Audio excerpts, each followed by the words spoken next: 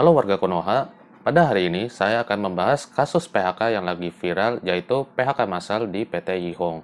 Bukan untuk mencari kambing hitam, siapa yang benar maupun siapa yang salah, tetapi mencari win-win solution untuk menyelesaikan konflik antara kedua belah pihak, agar masing-masing itu tetap bisa bertahan hidup survive, gitu ya. Jadi latar belakang kenapa PT Yihong mem-PHK massal karyawannya itu karena Yihong pertama kali mem-PHK 3 orang karyawannya. Nah, aksi ini memicu konflik yang lebih luas, yaitu konflik antara sebagian besar buruh di PT Yihong yang memperjuangkan hak karyawan, hak rekan kerjanya dalam bentuk solidaritas dengan dalam bentuk mogok 4 hari kerja. Jadi tentu itu menjadi sesuatu yang cukup fatal bagi perusahaan karena PT Yihong sendiri menderita kerugian yang cukup besar, dan akhirnya PT Yihong mem-PHK semua buruhnya, pekerjanya sebanyak 1.126.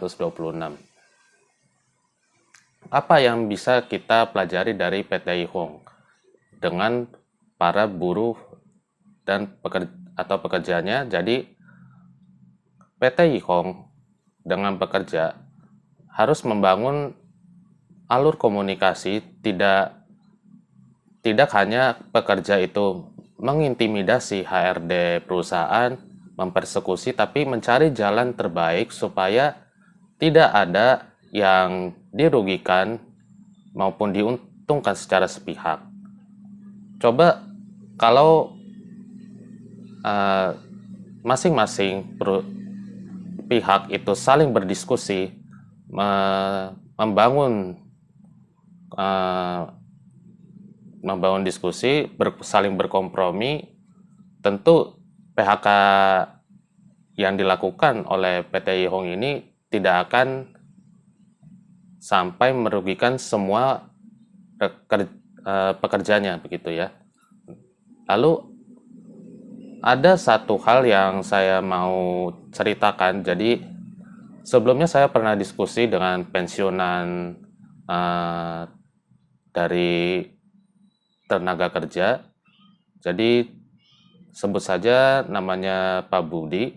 Jadi dulu Pak Budi ini adalah komisi pengawas tenaga kerja ya. Dia menceritakan bahwa ada oknum pengawas tenaga kerja yang dia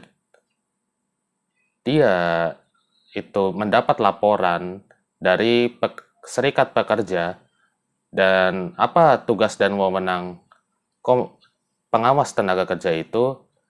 Pengawas tenaga kerja itu bisa meminta dokumen perusahaan sampai dari A sampai Z, dan bahkan memberikan rekomendasi pemeriksaan jika perusahaan mengabaikan atau lalai dalam mengklarifikasi apa yang diminta oleh oknum pengawas.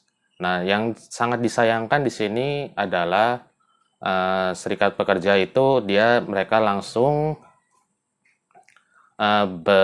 bertemu dengan pengawas tenaga kerja tanpa menemui Sudin Naker Trans tenaga kerja mereka. Jadi kalau ingin membangun diskusi, utamakan dulu berdiskusi dengan HRD perusahaan. Jika tidak menemui titik temu, barulah ke Sudinaker Trans, baru ke pengawas tenaga kerja yang menjadi opsi terakhir. Karena pengawas tenaga kerja itu ibarat momok yang menakutkan bagi pengusaha ya.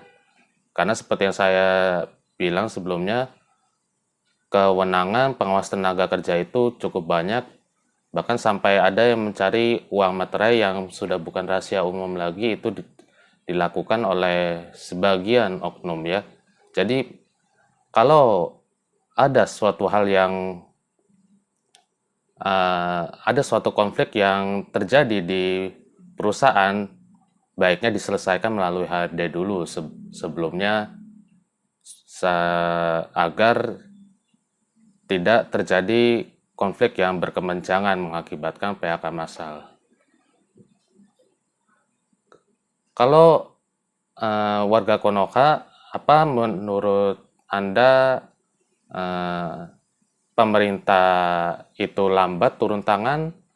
Apakah pekerja PT Hong ini bijak dalam melakukan demo secara sepihak, atau perusahaan apakah sudah memenuhi hak-hak pekerja?